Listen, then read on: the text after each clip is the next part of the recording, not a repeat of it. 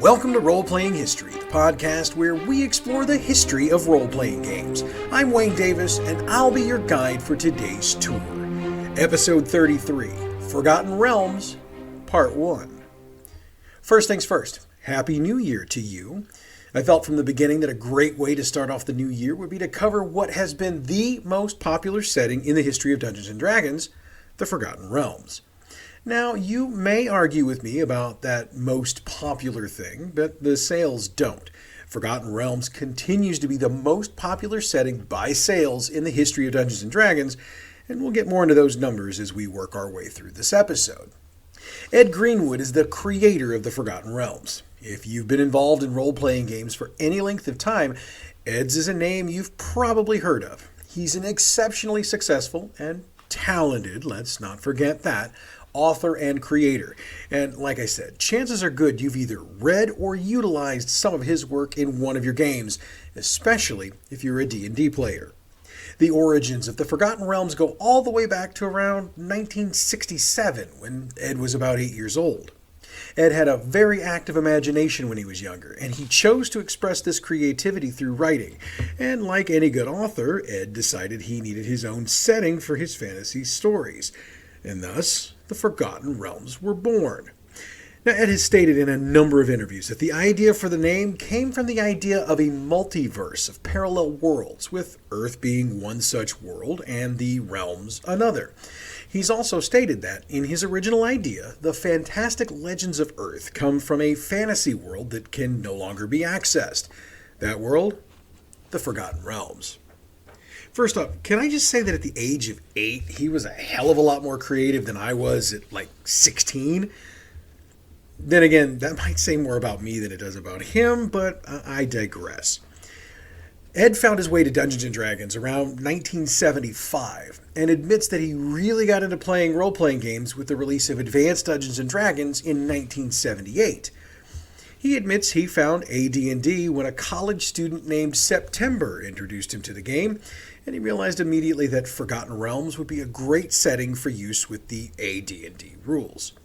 So, we can date the introduction of the Forgotten Realms to D&D/AD&D as sometime in 1978.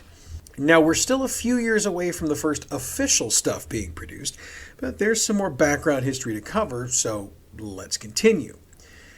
So with Ed Greenwood being introduced to AD&D, he made the Realms the campaign setting for his personal campaign. Now, according to reports, he actually set the first campaign he ran in the Realms as the city of Waterdeep, which even casual D&D fans should recognize as one of the most famous cities in the Realms. Shortly thereafter, he created a group which he named the Knights of Myth-Drannor and placed them in the Shadowdale region of the Realms. With that, 2 more classic items were introduced to the Realms. Ed has commented on more than one occasion that the fact that his players really wanted detail is why the Forgotten Realms became what they've become. In an interview he did with Alan Navarney for Dragon Magazine number 244 in February of 1998, he said, "They want it to seem real and work on honest jobs and personal activities until the whole thing grows into far more than a casual campaign. Role-playing always governs over rules, and the adventures seem to develop themselves." He's also stated over the years that his version of the Forgotten Realms, that being the one he ran in his personal campaign, was much darker than what has been published. As we've learned from our deep dives into the creation of D&D, among other games, when you've got a home game and a setting that are extremely popular, it doesn't take too long before the information of that game starts to get out to the rest of the gaming world. For the Forgotten Realms, this began in 1979. Ed Greenwood published a series of articles in The Dragon, TSR's dedicated magazine for game settings, and it detailed the Forgotten Realms.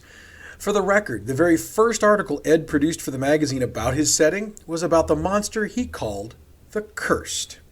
That's C-U-R-S-T. The Cursed was described, per the Forgotten Realms wiki, as a creature that had been cursed into a never-ending state of undeath. This state could have been caused due to a bestow curse from a very powerful evil caster who followed it up with a wish spell. These creatures are described in the wiki as humanoids with deathly white skin and deep black eyes. These creatures were somewhat mad, behaving very strangely in their day-to-day life, as well as in combat. In this form, they could never age. For the record, the Cursed would appear in 1st edition, 2nd edition, and 3rd edition, but as of this recording, they have not appeared in the realms since. Now, this first article drew a bunch of positive responses, which led Ed to keep dropping new knowledge in the pages of the Dragon. He wrote about magic items, monsters, and spells, and the base setting for all of them was the Forgotten Realms, which explained the history behind the different things that he was describing. Now, I'll discuss more of these things a bit later on, but we can say very safely that Ed Greenwood and the Forgotten Realms are the reason we still have a lot of the magic items and spells that we have in 5th edition today. Now, for our purposes, let's fast forward to 1986. Before we discuss the Forgotten Realms more, we need to rehash some history from our TSR episode. If you'll remember, by 1986, Gary Gygax had, for all intents and purposes, lost control of his company due to a series of miscalculation, both on his part and on the parts of his original partners. Now, as a part of this loss of control, the new powers that be had decided they wanted to take the focus of Dungeons & Dragons away from Greyhawk, which was Gygax's creation and, frankly, his pride and joy. Dragonlance was a setting that had been utilized for some supplements at the time, and it was certainly in the running to be a new focus for the company. And for the record, we will be giving Dragonlance its own episode in the future, so if you're a fan of that, don't worry about it. However, it should be noted that Dragonlance can be a very different campaign setting to utilize for D&D. That's not to say it's bad. Far from it, in fact. If you've ever read any of the Dragonlance novels, which are excellent, by the way, you know this is a world jammed full of great stuff to use in a campaign. But for many within TSR at the time, they wanted a campaign world that was as easy to use as Greyhawk, which Dragonlance was not for many. So, TSR tasked Jeff Grubb to meet with Ed Greenwood and figure out how real the Forgotten Realms was. In other words, they wanted to know whether or not the realms were an actual campaign setting, or was Ed Greenwood pulling all this stuff out of his ass just to get published. And look, before you question whether or not stuff like this actually happens, I would suggest you pause this show and go take a look at any of your social media feeds. Deal? Okay, you done? Now do you understand why TSR might have questioned it? In the Dragon article I mentioned just a minute ago, Ed discussed some of this meeting. He said that Jeff Grubb asked me whether I just make this stuff up as I go along, or do I really have a huge campaign world? I answered yes to both of those questions. Once they were satisfied that the Forgotten Realms was an actual thing, TSR decided that the open-ended nature of the realms would make it a better choice for a campaign setting than Dragonlance, which, while a great setting, is very epic and kind of narrow in the ability to use it to tell a story for a game. So with the decision to bring the Forgotten Realms on board as an actual campaign setting, Ed Greenwood agreed to come aboard and work with the folks at TSR to get the setting together for publication. Again, Ed has detailed this process in multiple interviews over the years, but the basics kind of go like this.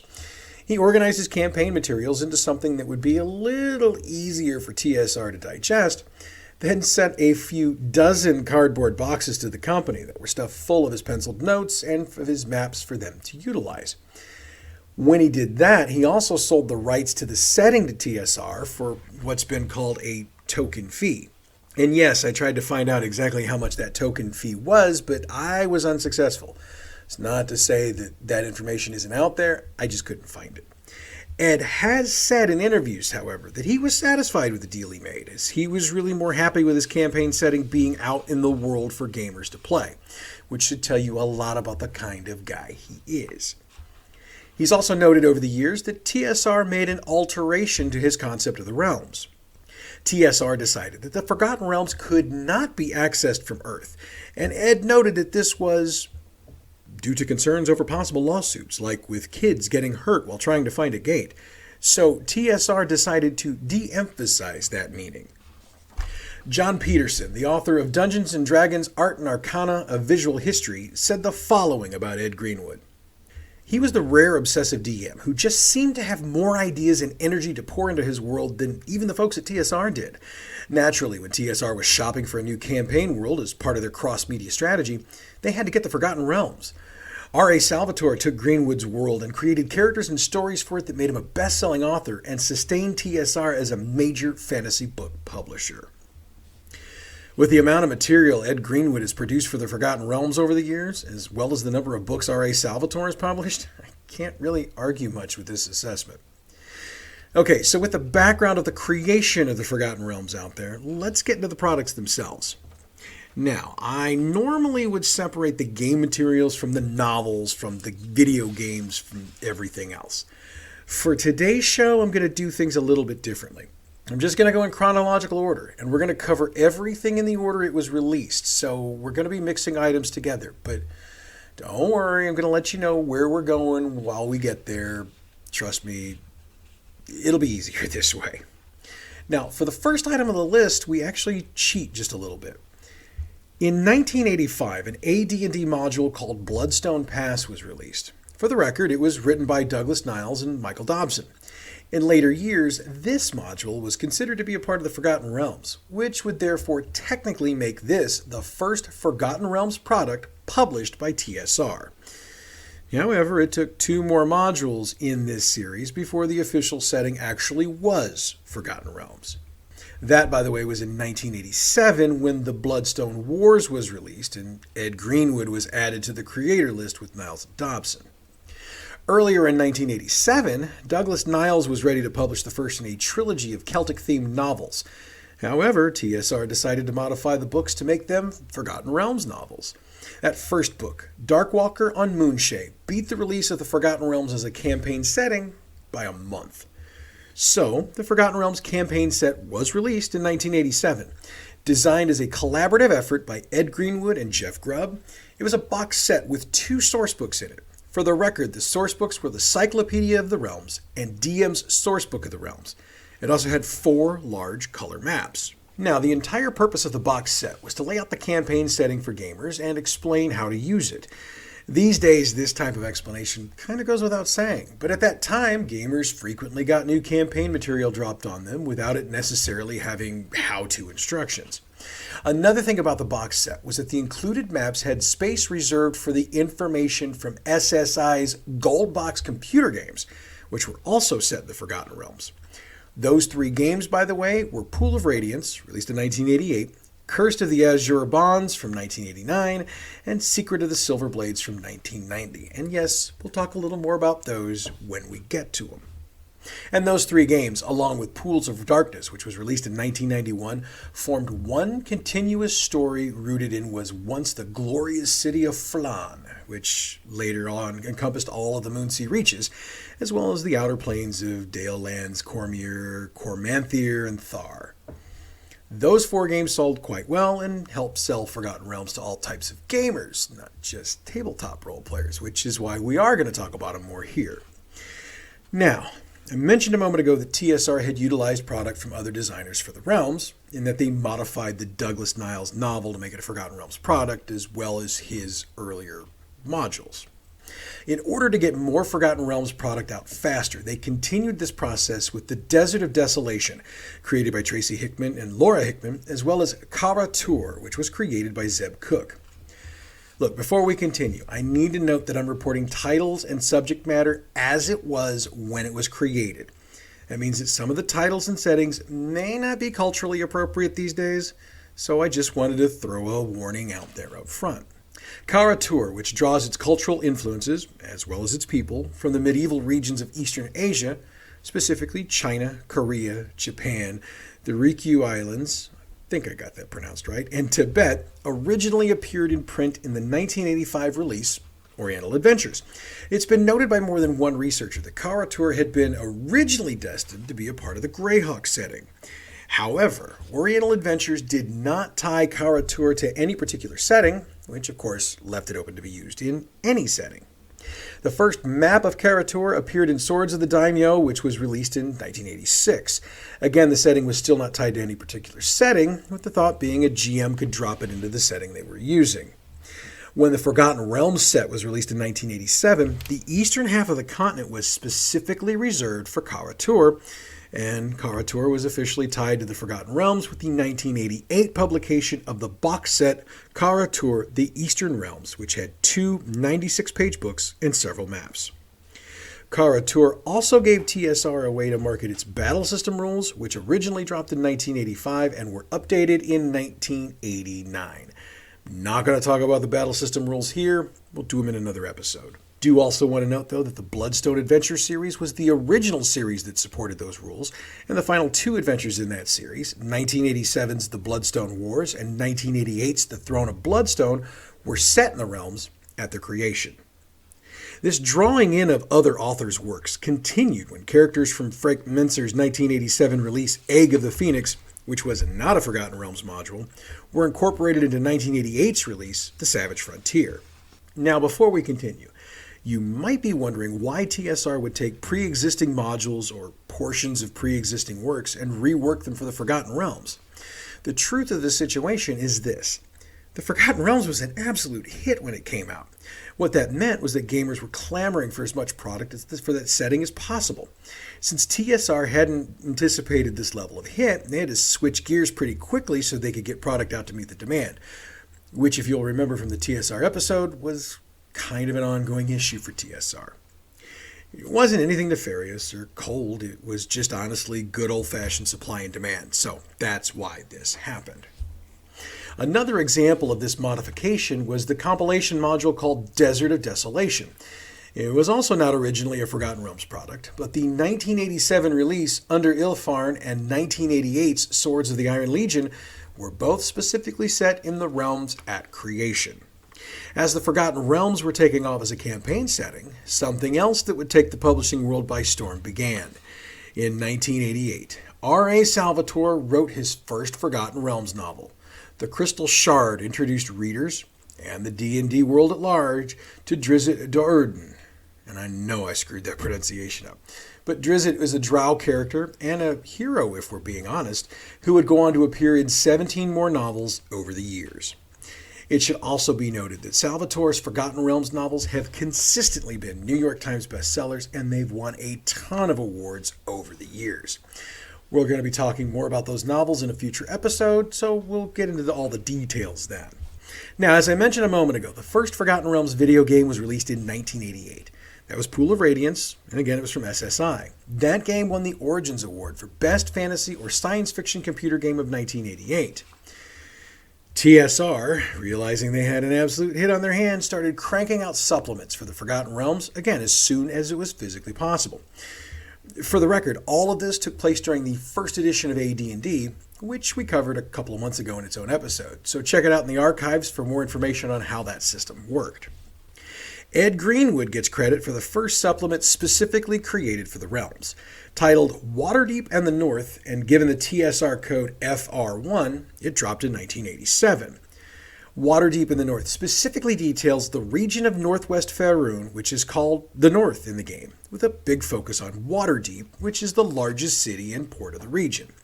The supplement gave a huge amount of background information on the area that hadn't originally been released, and as I've noted before, Waterdeep was the base city of Greenwood's home campaign.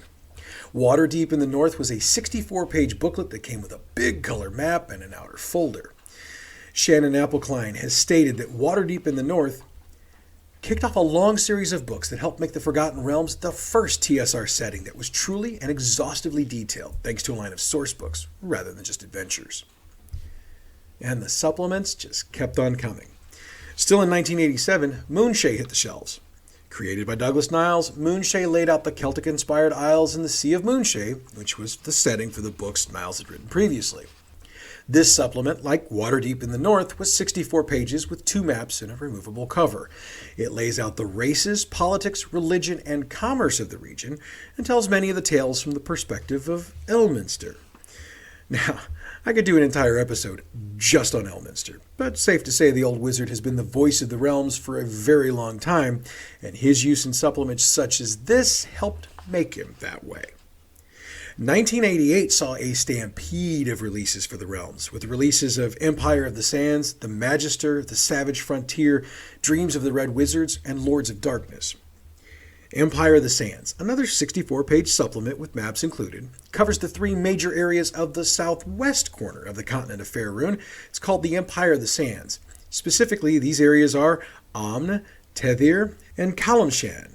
The supplement also gives a description of the Sea of Swords, which is an area with a very warm climate and areas of dry, inhospitable land. Again, like the previous two entries on this list, Scott Herring, who authored the supplement, provides players with a ton of information on the politics, geography, commerce, and religion of the area. This supplement also provides the stats for the Company of Eight, which hails from Tethir. The Magister, written by Ed Greenwood and Steve Perrin, is told in Elminster's voice.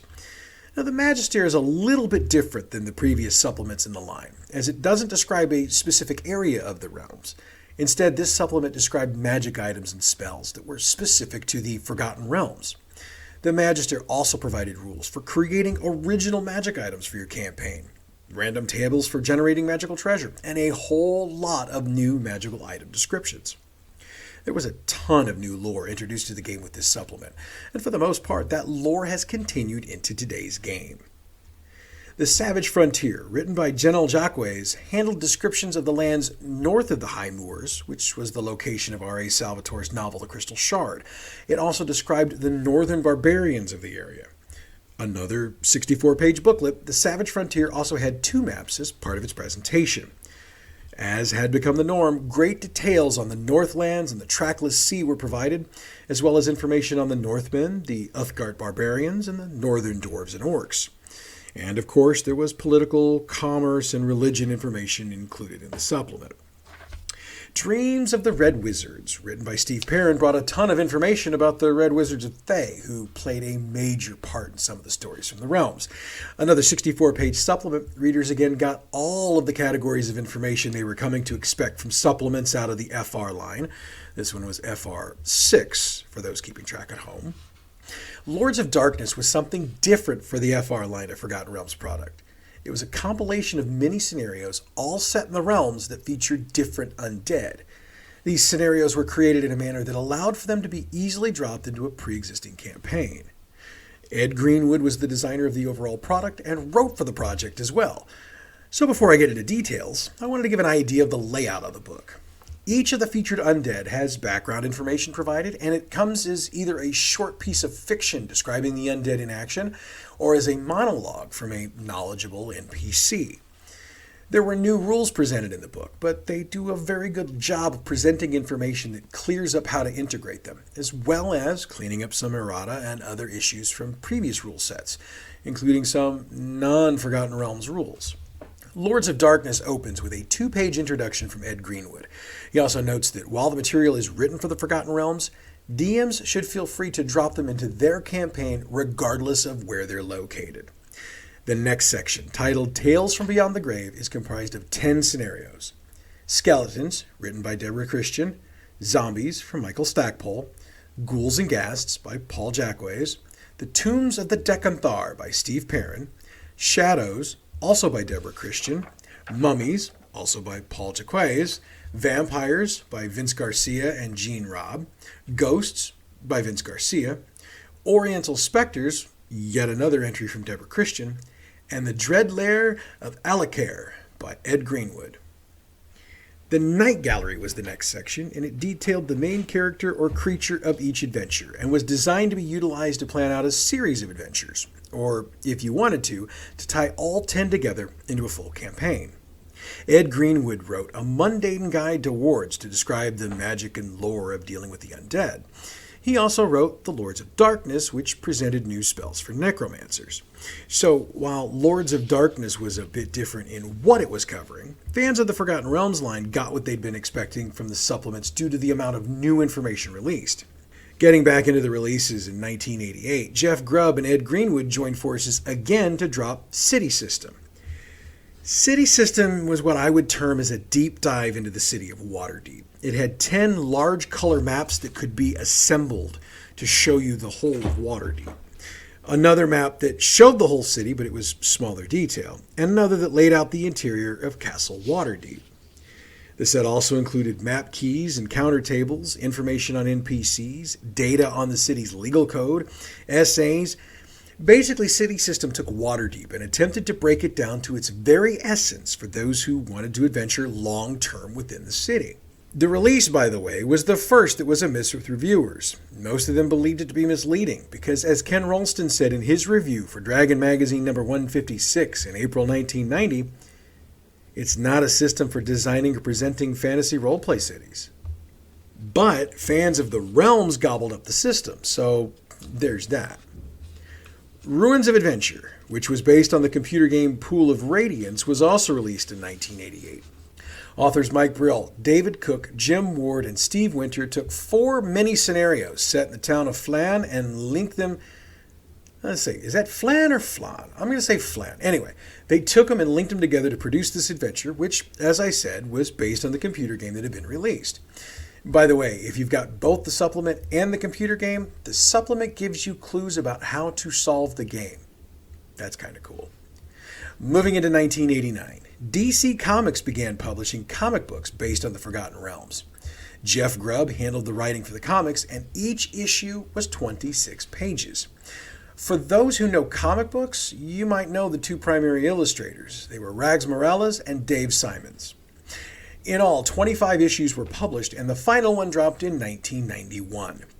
It should also be noted that a 56-page annual, Forgotten Realms Comic Annual number 1, Waterdeep Nights, was released in 1990. It was illustrated by a number of different artists.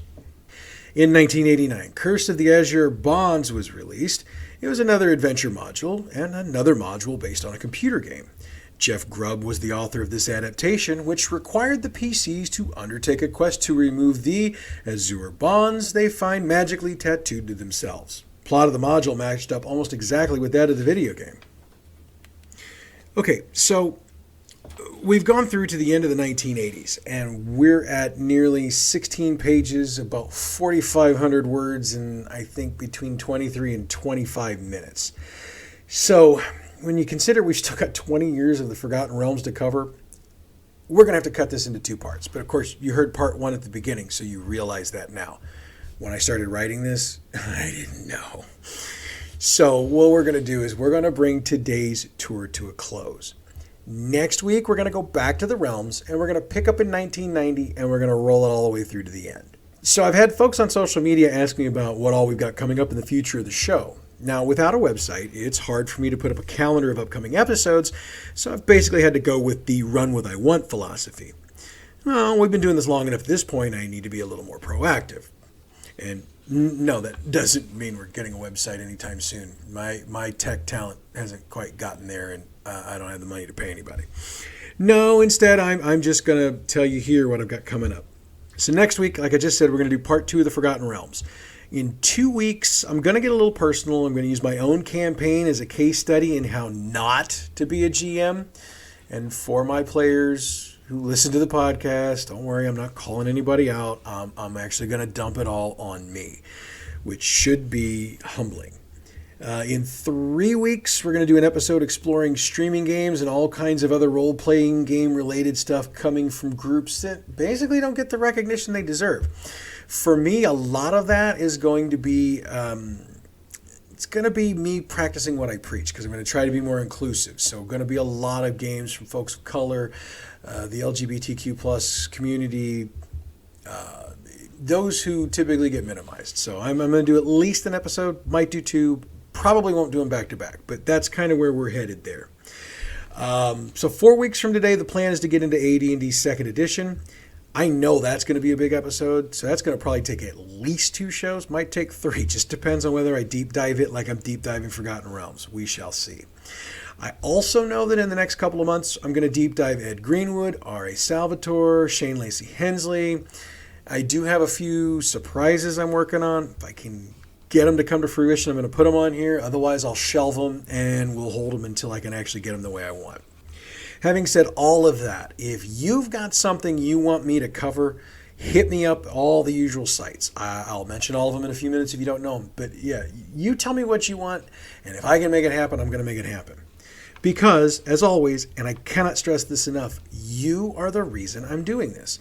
I joke about the show not making any money, and while it is the truth, it's really not that big a deal. I mean, yeah, I'd love to make money. Yeah, I'd love this show to be like, Critical Role level famous.